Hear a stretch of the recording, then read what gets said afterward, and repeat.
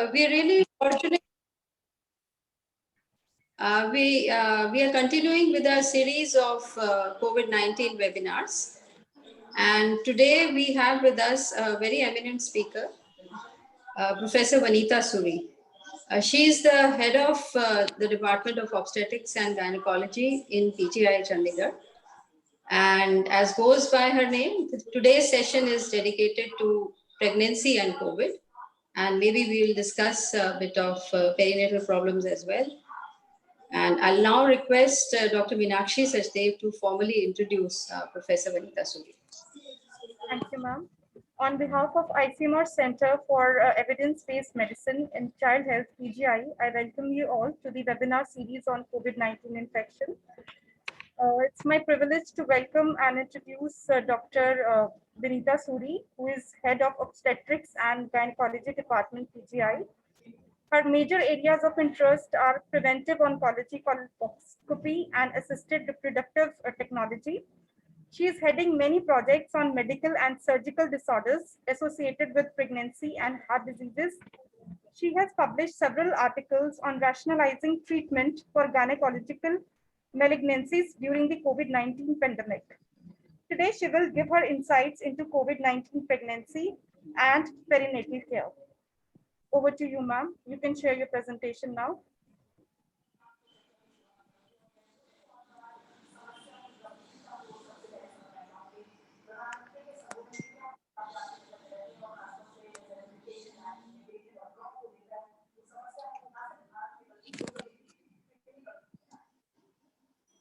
Good afternoon, everybody. Thank you, Meenakshi, for your kind introduction. And before I start, I would like to thank Dr. Meenu for inviting me to this forum and giving me a chance to speak on COVID-19 and pregnancy. Now we can see, Corona is a mystery. It's a very new thing. It has been introduced to us only just more than 1 year, 1.5 years. And we don't know many things about it. New and new information is coming daily. New mutants are there, new treatments are there. So we are learning daily about it. On the other hand, pregnancy is as old as the world is. Still, it's a mystery for us. We don't know many things about pregnancy. Why preeclampsia happens? Why abruptio is there? What happens to one woman doesn't happen in the other woman. And what happens in one pregnancy to the same woman doesn't happen in the another pregnancy to the same woman. So this combination is not very friendly because both are mysterious. So it's a real challenge for an obstetrician to handle pregnant women with corona. Let's see what all questions are there in our minds about COVID-19 and pregnancy. Are women more susceptible to corona during pregnancy? Is it more severe? Is the morbidity more? What are the effects of pregnancy on the course of disease? Does it alter or is it same as it is in non-pregnant individuals? What is the effect of disease on pregnancy outcome? Does it affect the mother, morbidity, mortality, and the fetus and the neonate?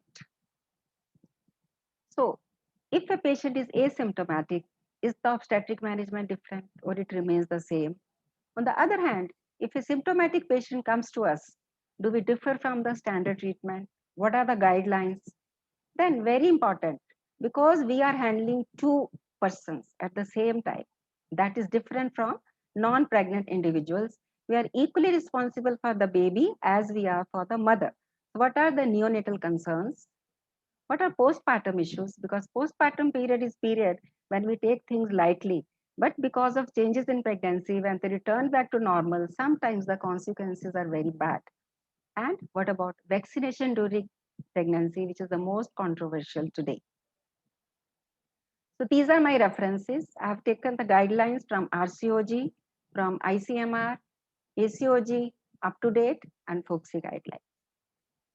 So we all know what happens during pregnancy. There are lots of physiological changes which make a woman vulnerable to many diseases, viral diseases or any other diseases. If underlying diseases are there, they become more severe due to pregnancy changes.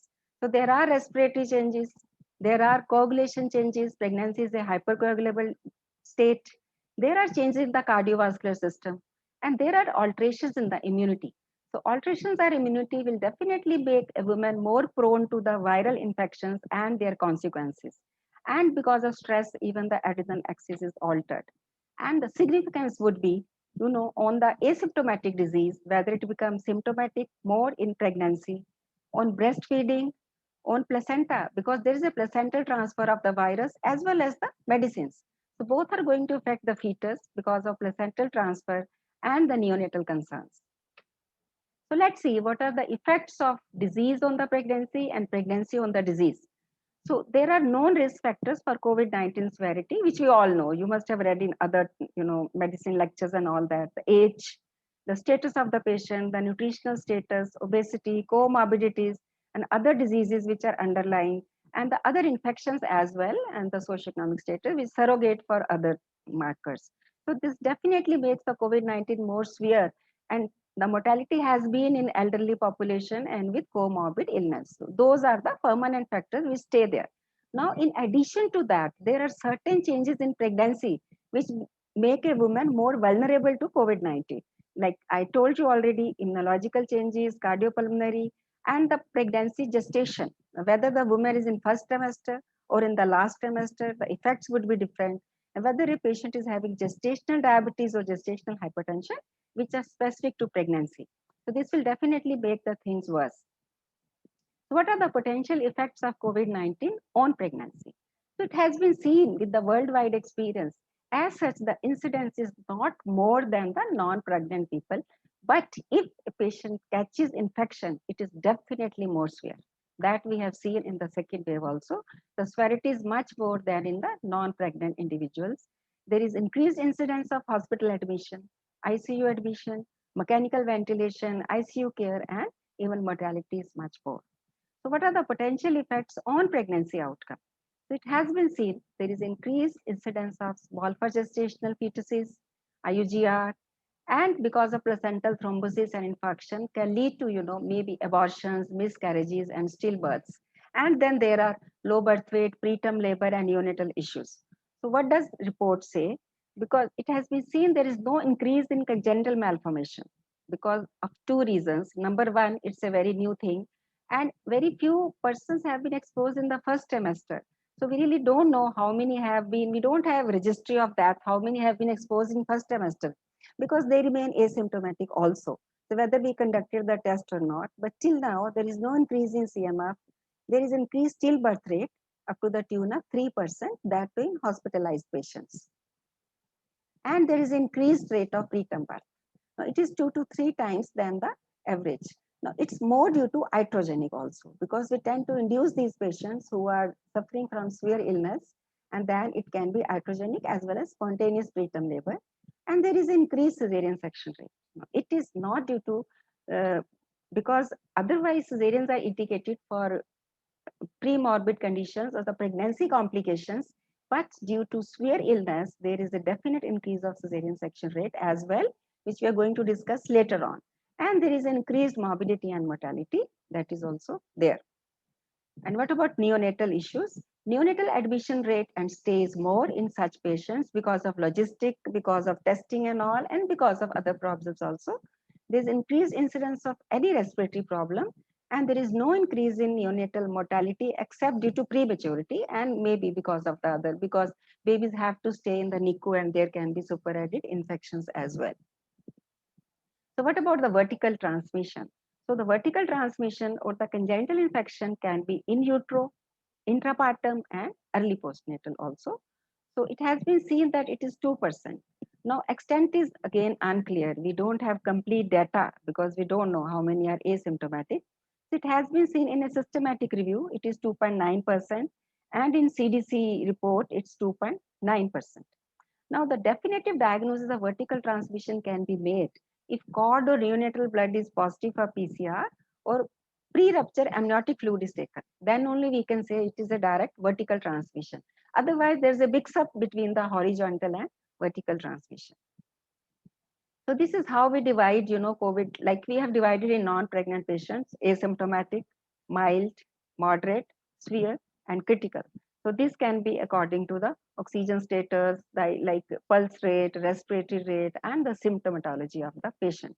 So these are the clinical stages of severity. In mild, there is very few symptoms. Patient can have some fever, but otherwise respiratory rate is normal. SpO2 is more than 94% or room air, and otherwise patients may be asymptomatic also. In moderate cases, there will be breathlessness and there may be evidence of hypoxia. And respiratory rate is more, but less than 30, and pulse, maybe some tachycardia is there. But in severe and critical conditions, there is definitely decrease in the saturation in room air, and such patients definitely need admission and ICU care. So what happens in pregnancy? What are the changed guidelines? How we have to treat them differently? So let us see. What do we do in antenatal care? How care of admitted patient differs? What are delivery protocols and what are neonatal concerns about postnatal care and contraception? And can we prevent this in pregnancy? What about antenatal care? Now, antenatal care, it has to be routine but modified antenatal care. Like WHO guidelines on antenatal care say there should be minimum 8 contacts between the doctor and the patient throughout the pregnancy. But it is not feasible and it's not even prudent to do in COVID-19 because we are providing telephonic services to such patients. So for this, we have to modify our protocol. The patients have to be divided in 2 groups, low risk and high risk. Like patients who have already comorbid conditions will definitely be at high risk for acquiring COVID infection and becoming symptomatic. So we can divide them into 2, and then only essential physical visits can be arranged. So for that, we have to do grouping up investigation.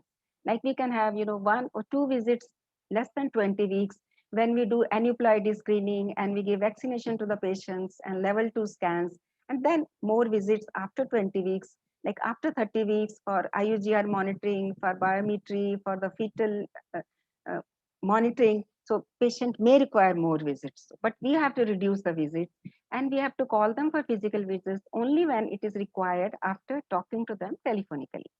So tetanus and influenza vaccines are to be given. They should not be avoided, even if patient is having some symptoms.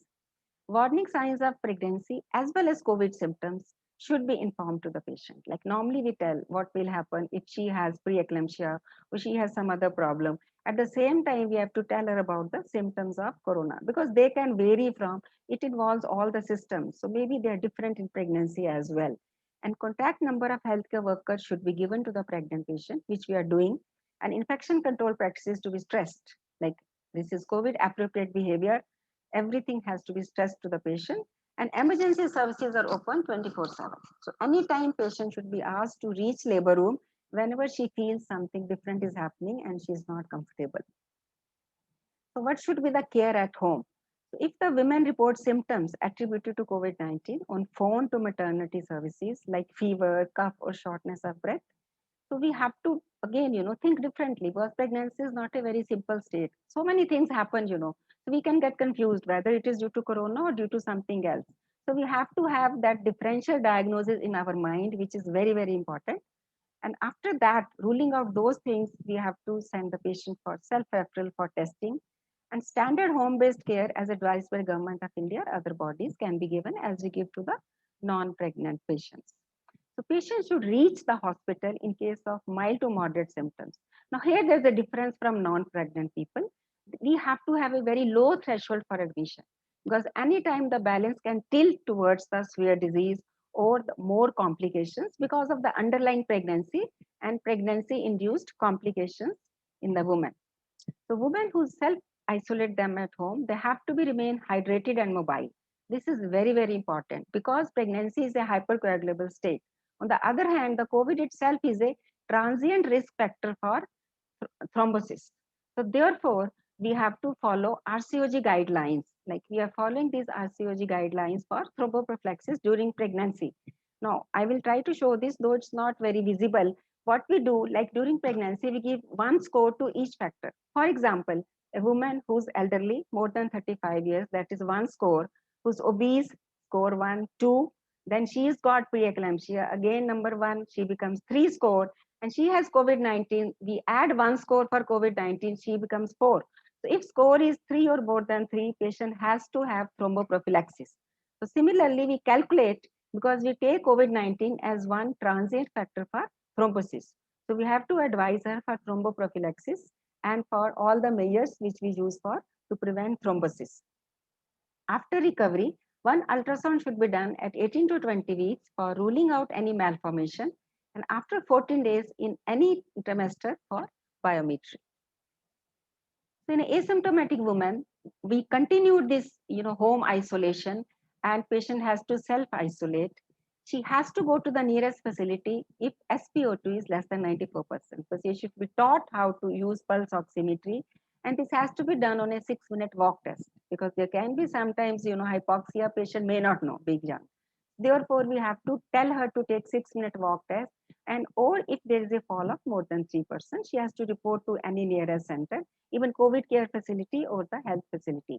And there should not be any obstetrical indication for admission. Then only we should give her home-based care.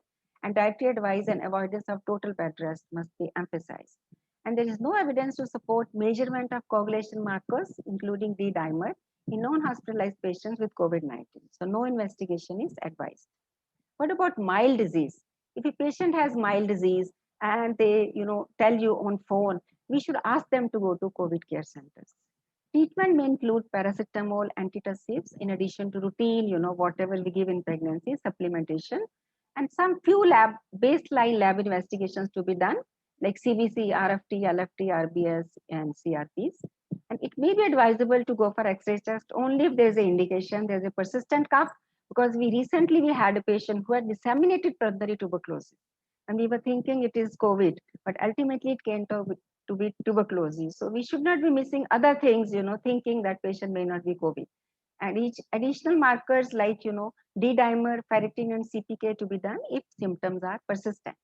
She can be advised budesonide, which is safe for short term. And once patient have been worked up and are stable, they can be sent home again with the same instructions for home-based care. What about moderate and severe cases? So these patients require multidisciplinary care and must therefore be admitted in COVID-designated hospitals or ICUs. A thorough history, especially with regard to COVID symptomatology, extensive review of records, and a well-done general and obstetric examination is a must. At the same time, we have to rule out other obstetrical causes or differentials. We have very narrow differentials. Like a patient who comes with, dyspnea, we have so many diagnoses: severe anemia, severe preeclampsia, eclampsia. Patient can have abruptio placentae. Patient can have some other problem. So patient can have sepsis. So we have to, do extensive investigations to rule out other causes. It may be, COVID is not there. It may be it is there in association with other complications as well. What are the lab investigations which are suggested in these patients? At admission, we do CBC, RFT, LFT, CRP, RBS, electrolytes, ECG, pulse oximetry. And if clinically indicated, then like X-ray chest, D-dimer, ferritin, LDS, CPK, all inflammatory markers are done. And they should be repeated every 48 hours, depending upon the patient's condition. And for immunocompromised patients, like we get patients who are transplant recipients and HIV positive, test to rule out opportunistic infections like TORCH should be done, all those viral infections, along with COVID. So in moderate and severe cases, chest radiography should be done if indicated, like pregnancy is not a contraindication. And CT pulmonary angiography can be considered in some cases because, again, pulmonary embolism is a very narrow differential diagnosis, sometimes if there are very high risk factors in a patient. And what is the reference range of low inflammatory markers? Because in pregnancy, there is a lot of physiological changes. So as such, these D-dimers are very high. So it's very difficult to see whether it is due to disease or not. So it means we have to do frequent testing. So we'll see if they are rising over 48 to 72 hours, it means it is due to the disease, not due to pregnancy. So that, frequent interval monitoring will be more helpful than the baseline. So therefore, one baseline is important in that particular woman. Then we have to follow it up every 48 to 72 hours. So these are the ranges. CRP is normally less than 5. And D-dimers, the range is very wide. It can go as high as, more than 3,000. And in ferritin is less than 60 and LDH less than 400 is normal in pregnancy. So what about respiratory support? Now this again, we have to decide depending upon the condition, whether it's a what grade, it's a moderate or severe. And once it deteriorates, the 40% of moderate illness can deteriorate to severe illness. So for pregnant patients with severe to critical illness, inpatient treatment involves providing adequate respiratory support, managing comorbid conditions, and coordinating safe delivery in coordination with specialists whenever indicated. So this, I won't be going into details. Actually, this is, we have to involve anesthesiologists and physicians for this care, because an obstetrician cannot really decide what kind of oxygen therapy a patient needs. And this is done as we done in the non-pregnant individuals. So these are the three pillars of care during pregnancy, which we should not forget, whether it's the outdoor or indoor: thromboprophylaxis, steroids, and antibiotics. Let's take them one by one. Thromboprophylaxis, I've already discussed in antenatal care as well. Now, what about admitted patients? To all the admitted patients, we should offer prophylactic low molecular weight heparin. Unless birth is expected within 12 hours or there is significant risk of hemorrhage. Now, for women with severe complications of COVID-19, appropriate dosing regime should be discussed. The dose may be a little higher if already patient is in a severe phase. And all pregnant women who have been hospitalized and who have confirmed COVID-19 should be offered thromboprophylaxis for 10 days following hospital discharge as well. Like, we should not stop it after patient goes home. And a longer duration may be advisable if we feel, patient has developed sepsis, some superadded infection, or she's staying in the hospital for more time. She's bedridden, she's come out of ICU, then we should advise it for a longer time. What about steroids? Now, steroids, whenever they are indicated, the indications are again the same as in non-pregnant individuals. When a patient requires oxygen therapy and mechanical ventilation, and there is rising pro-inflammatory markers. So we have to see, are glucocorticoids indicated of fetal lung maturity? There may be a patient who is 32 weeks, who needs glucocorticoid for fetal indication. At the same time, she needs steroids for COVID status also. So if she needs, yes, then we have to give dexamethasone 6 milligram 12 hourly for 4 doses, because other corticosteroids will not cross placenta, only dexamethasone crosses placenta. So after giving these 4 doses for fetal benefit, which will be helping the mother also along with the baby, subsequently we cannot continue with these. Why?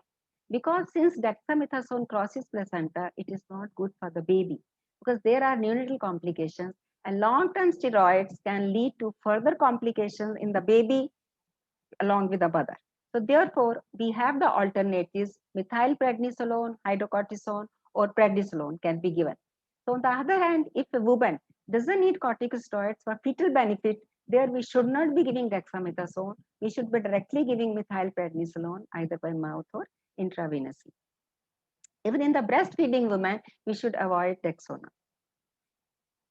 So steroids are not indicated in asymptomatic and mild cases. They are indicated in moderately, severe, and critically sick patients. It should be used at, now these 4 keywords are to be noted: the right time, in the right dose, and right duration, and right preparation. This we add in the pregnancy for the neonatal concerns I have already stressed. So what about antibiotics? We should use prophylactic antibiotic as per that particular hospital policy. And safer antibiotics are chosen during pregnancy, like AZ and cephalosporin. And broad spectrum may have to given if we cover the patient with steroids and there can be superadded infection and there's a operative delivery. So we may have to give broad spectrum antibiotic. So what about the other drugs which are not really get green card during pregnancy? Remdesivir.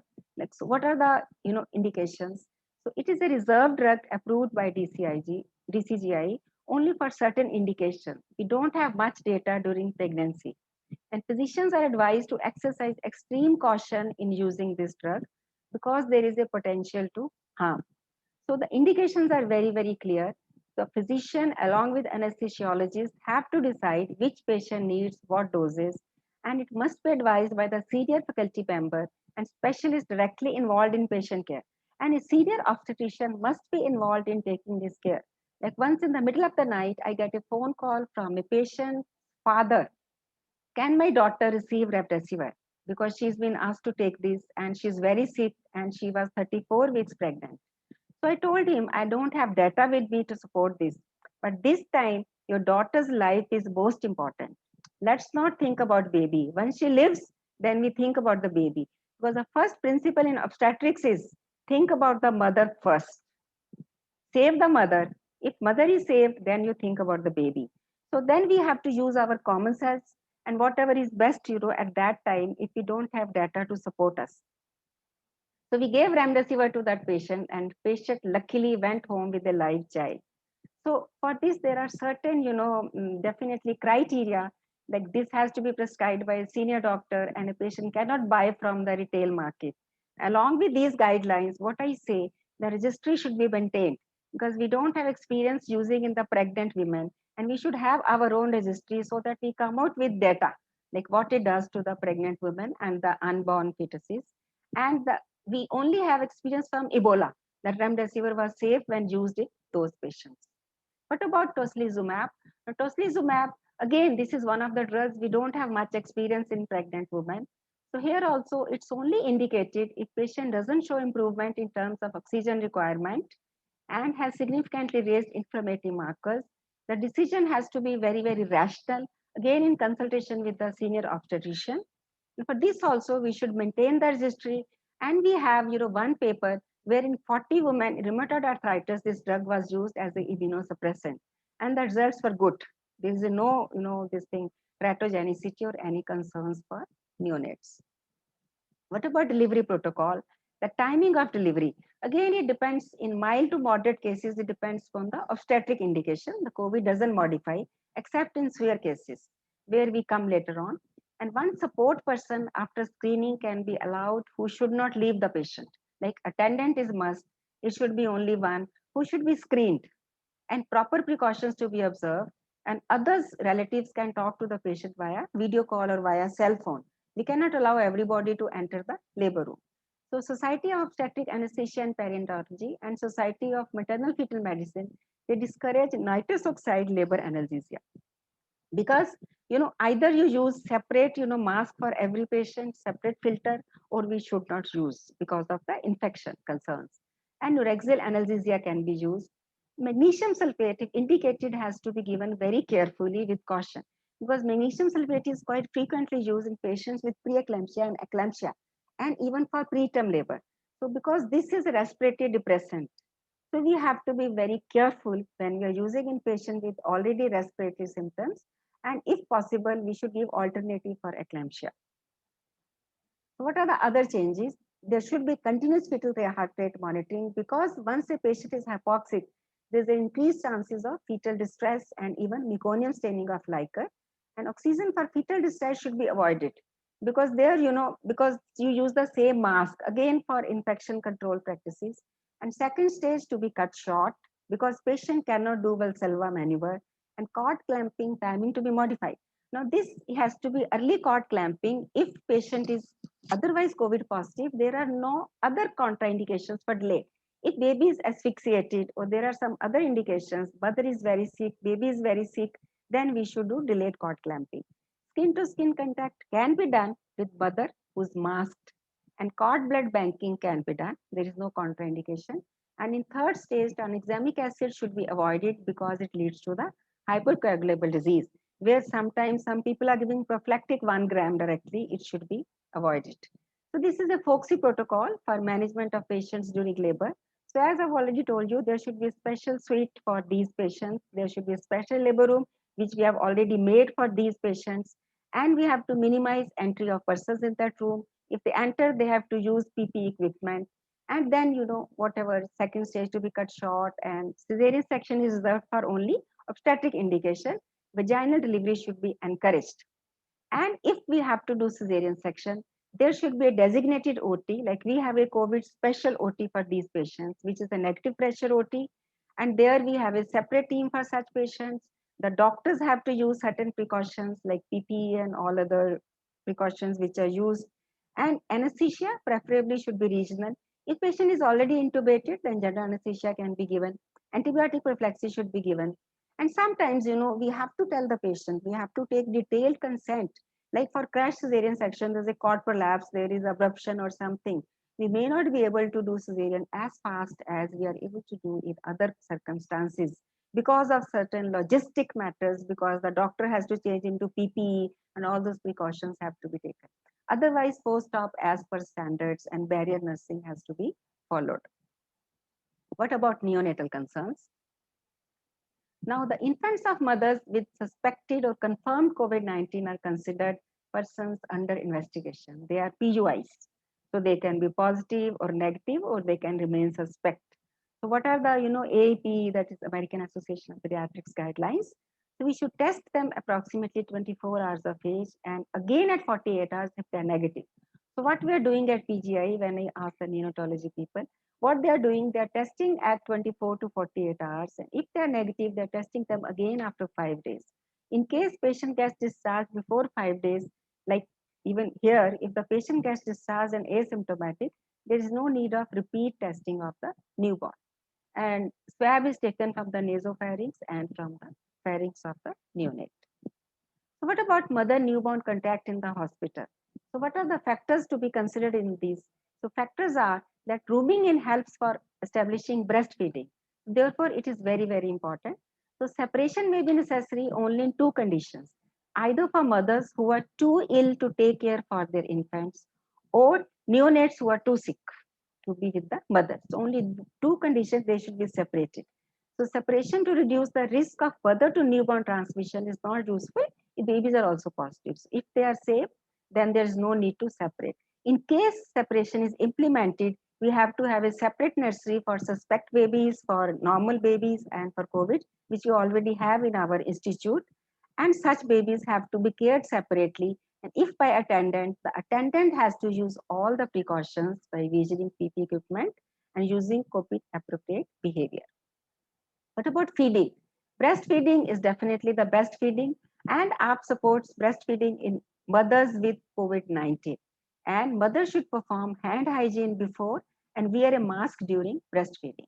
And even the feeding pumped breast milk can be given to the baby, again by the attendant who, follows all the precautions so that baby doesn't get infected. For breastfeeding versus no feeding, women should be supported to make an informed decision. Whatever they want to do, we should not discourage them from breastfeeding. At the same time, they should be encouraged to take the precautions. And a risk and benefit discussion between neonatologists and families should be taken. That is very, very important. The counseling is very important. And regarding remdesivir and tocilizumab, there are only small amount of drug crosses breast milk, so no serious adverse drug reaction have been reported till now. So what about postpartum care? Patients should practice again infection control precautions. Close maternal monitoring should be done as per grade of the disease. Sometimes they deteriorate in the postpartum period. Thromboprophylaxis to be continued, and it should be given for other, because the postpartum indications of thromboprophylaxis are much more than antenatal. And if symptoms become severe, the differentials of sepsis and embolism should be considered. What about contraception? Tubal ligation can be performed with cesarean section, and postpartum tubal ligation can wait, because if a patient is COVID positive, then we should not do that postpartum tubal ligation. And discharge is case to case basis. List of warning signs and contact number of healthcare worker to be given to the patient. And there should be early postpartum evaluation. Normally we call her 6 weeks. Now we should call early whether she's become negative or not. And assessment for depression after 4 to 8 weeks of delivery. Because there's a lot of psychosomatic issues, and we've seen a lot of cases, who are affected with COVID. So what is the admission process, and what we are doing in our own institute? So first, triaging is very, very important. When COVID pandemic came, then we made, first thing what we did, we made 3 areas. We made triaging area, that is a yellow area, then green area, which is a clean area, and red area where COVID positive patients go. So triaging area, all the patients, because here pregnant patients, it's not like, medical emergency. In medical emergency, patient will come with symptoms. So definitely you are careful. Here the patient will come for delivery. We don't know she is COVID positive or not. So therefore, universal screening is must for all patients, and it is going to continue whether pandemic is there or not. We are going to have a COVID war always. Because any patient, either she comes for delivery, or she comes for elective cesarean or elective induction, or she comes for some pregnancy complication. In all these three conditions, she may be COVID positive, she may be asymptomatic, she may be having a mild disease, or maybe she is having a severe disease which is overlapping with symptoms of preeclampsia or some other condition. So we are not able to differentiate. Therefore, triaging is very, very important. First, we do symptomatic triaging, then we do testing. And the testing is done for all patients irrespective of symptoms. After that, after screening and testing, we divide them into two categories. If they're COVID negative, routine care is given. If they're COVID positive, they are either asymptomatic or symptomatic. So symptomatic, then we further categorize them mild, moderate, or severe and decide their area of admission. So let us see if there's a Mrs. A. A means asymptomatic. She comes to our own triaging area. She is in labor. So what do? We deliver in COVID labor room because if she is COVID positive, we have to deliver in COVID labor room. There's no change in strategy for delivery. So whatever delivery, if she's come, she's for cesarean for obstetric indication, we'll do cesarean. She's for normal delivery, we'll do normal delivery. If she's come for pregnancy complications, suppose she is hypertension or she's got some other problem, she's got heart disease, she needs admission, we admit her, but in COVID special ward. And we use all the precautions we use in COVID positive ward. If she's for induction of labor or elective cesarean section, we get this test done one day before. Then we call the patient next day. Suppose she's come for intrahepatic cholestasis, we want to induce her 37 weeks. What to do now? She's come positive, but she's asymptomatic. So we have two options. Either we wait or we go ahead. So what do we do? Now it's a very difficult decision. Patient can totally recover or she can become severe. So what should we do? So again, we have to individualize. It depends upon the indication for induction of labor and what are her chances to go into moderate or severe. So therefore, we have to decide if the indication is absolute or we cannot wait, baby is at risk, it's better immediately we do that. But if we feel it's a relative indication where we can wait for 1 to 2 weeks, then maybe it will be prudent to wait. Again, it has to be individualized. Now we get a second patient who is Mrs. Mild. So she comes to triaging. She is in labor. Okay. We do use standard management for COVID mild patients and we deliver her in COVID labor room. No change in strategy regarding mode of delivery. If she's come with pregnancy complication, again she's admitted in COVID special ward. We use all the precautions. And if she's come for induction of labor and elective cesarean section, we should go ahead or wait. Waiting can make the disease severe. So again, we have to individualize. The best thing is in such cases, shared decision making. We should involve the patient for decision making. And maybe we should involve another obstetrician for decision making because sometimes it becomes very difficult, It ultimately it weighs on your moral, if baby dies or something happens to the mother. So therefore, it's very important, this decision making.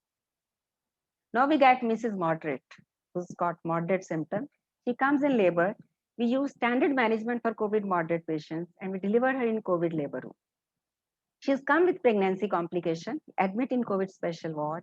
For induction of labor and elective cesarean section, should we withhold till stabilization or go ahead?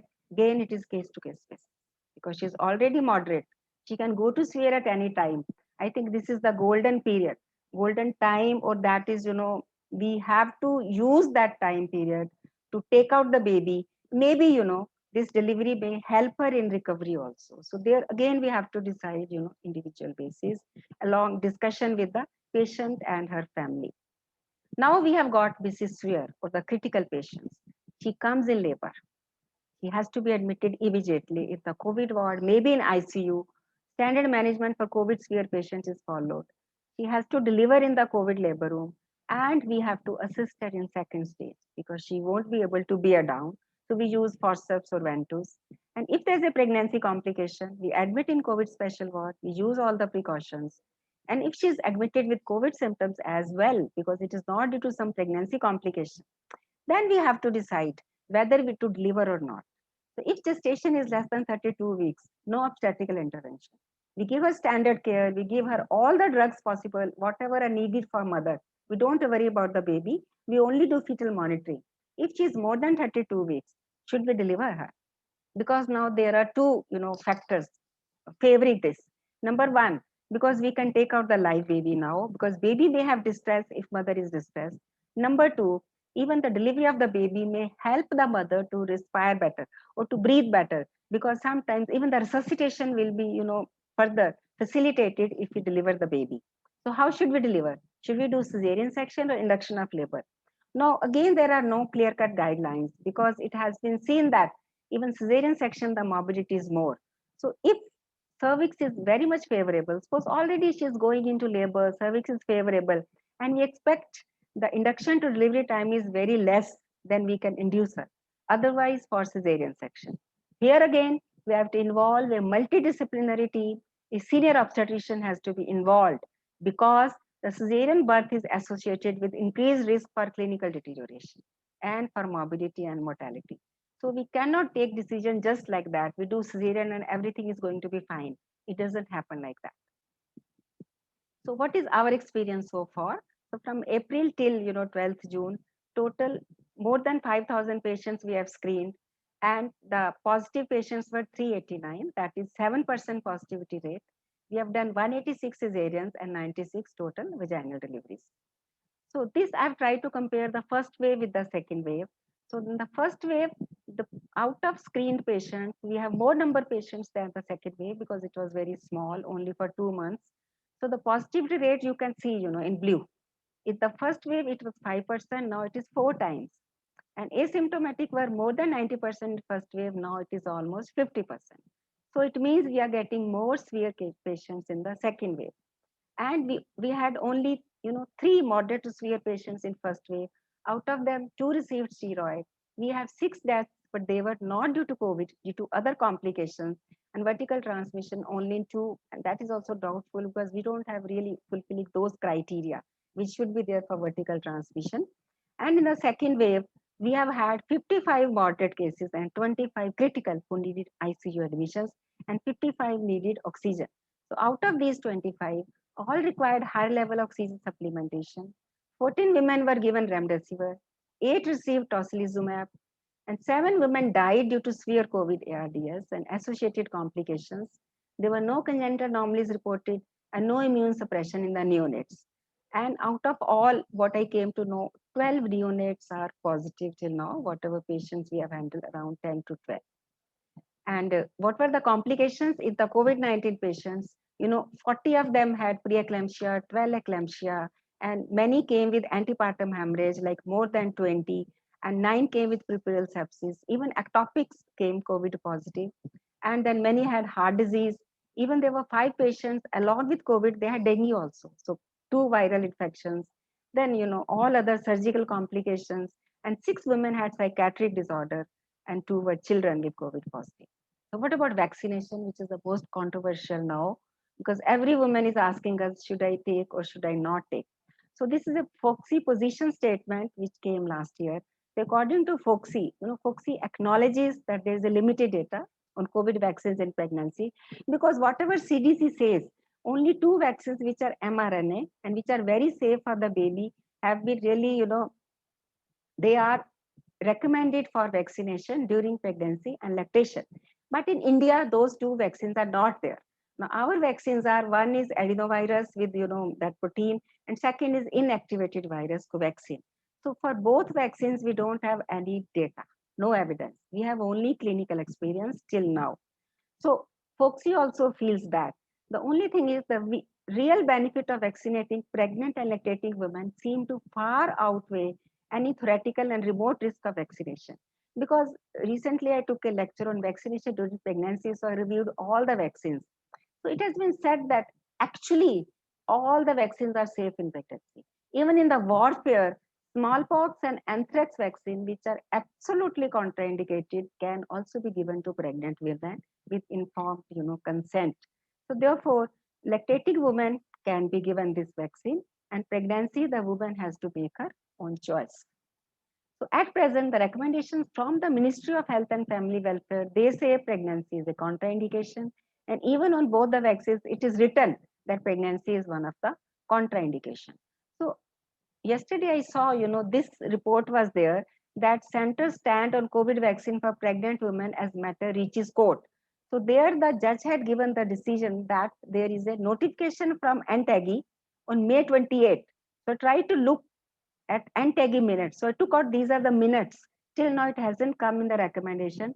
There was a meeting on 28th May of this National Advisory Group on Immunization, and these are their minutes. So in the minutes, it is written that considering the current situation of pandemic, the NTAGI STSC recommended pregnant women should not be excluded from vaccination because exposure probability is very high, and therefore the benefit far outweighs the risk. However, before vaccination, pregnant women should be fully informed about the long-term adverse reactions. Safety of vaccine for fetus and child is yet to be ascertained. And mandatory 30 minutes patient should be observed after vaccination because there can be some more complication to pregnancy. We don't have any experience. And thrombosis definitely because of hypercoagulable states like Covishield may be little more risky than Covaxin. We don't know anything till now. So there is no such recommendation. And so this information should be communicated to the woman and they can be given vaccination at any time during pregnancy, like can we give influenza in the first trimester also. So to summarize, pregnant women should be counseled about the potential for severe disease from COVID-2. And if hospitalization for COVID-19 is indicated, they should be admitted in a facility that can conduct maternal and fetal monitoring when appropriate. The management of COVID-19 in the pregnant patient should include fetal and maternal monitoring, individualized delivery planning, and a multi-speciality team-based approach, which includes consultation with obstetric, maternal fetal medicine, infectious disease specialists, pulmonary and critical care, pediatric specialists, wherever, whoever is needed. Now, the COVID-19 treatment guidelines panel recommends that potential effective treatment for COVID-19 should not be withheld, whether it is, remdesivir, tocilizumab, or any other new medicine which are coming, monoclonal antibodies also. We don't have experience, but if they're required to save the life of a mother, they should be given after shared decision making between the patient and the clinical team. So no proven safety of vaccination available in India for pregnant women because of lack of evidence, but pregnant women should not be excluded because of the potential risk to the fetus. The woman to be informed and empowered to make her own decision and can be given to the lactating woman safely. Thank you very much. It was a team effort. It's always a team effort. I would like to acknowledge my gynecological team, my COVID team, neonatology team, anesthesia team, medicine, microbiology, and community medicine. Thank you.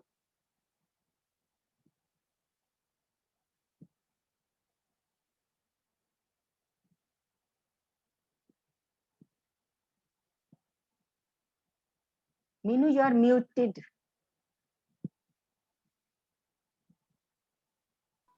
Thank you. Thank you for telling me. Thank you, Dr. Vanita, for such an illuminating talk.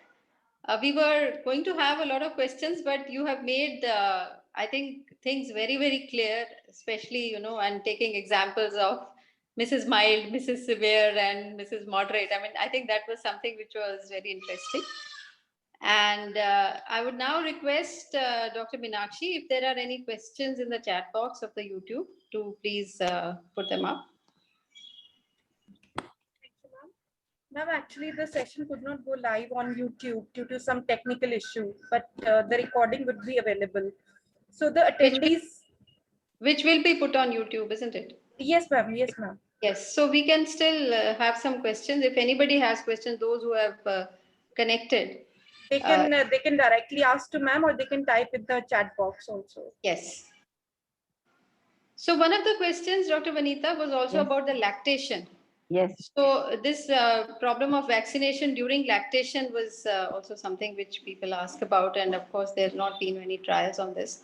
So what is, I think the policy right now is same policy, you have to, before the pregnancy, they first cleared lactation. They said lactation is still safer than pregnancy, because in breast milk doesn't carry much of the vaccine. In fact, it may, contain antibodies also, so it may help the baby also that way, So it is recommended in US, of course. Recommended. Lactation is definitely recommended. Now we are giving In to India also, it is yeah, recommended. in India also recommended. But pregnancy is a contraindication. Till now, the ministry, hasn't come out with recommendations. But these are the minutes. Soon they are going to come out. That's what I have come to know. Yeah, that's right. That's very important and very useful to know that very soon pregnant women Yeah, might be. Yeah. So in this cohort of your patients, which was in the second wave, how many children were positive? I think their positivity rate is around 8%. They were 8%. In the second must be 8%. yeah, okay. Yes. So because the babies who are born to mothers with Yeah. COVID, they are likely to get it either not that much intrauterine. I think it's during the perinatal period. If the mother Yeah. is having the virus, then the child Definitely. Yeah. need to. It's more likely because they were in little severe condition, moderate to severe. So it's Yeah. more likely than baby would get whatever Yeah. precautions they take. Yeah. Yeah.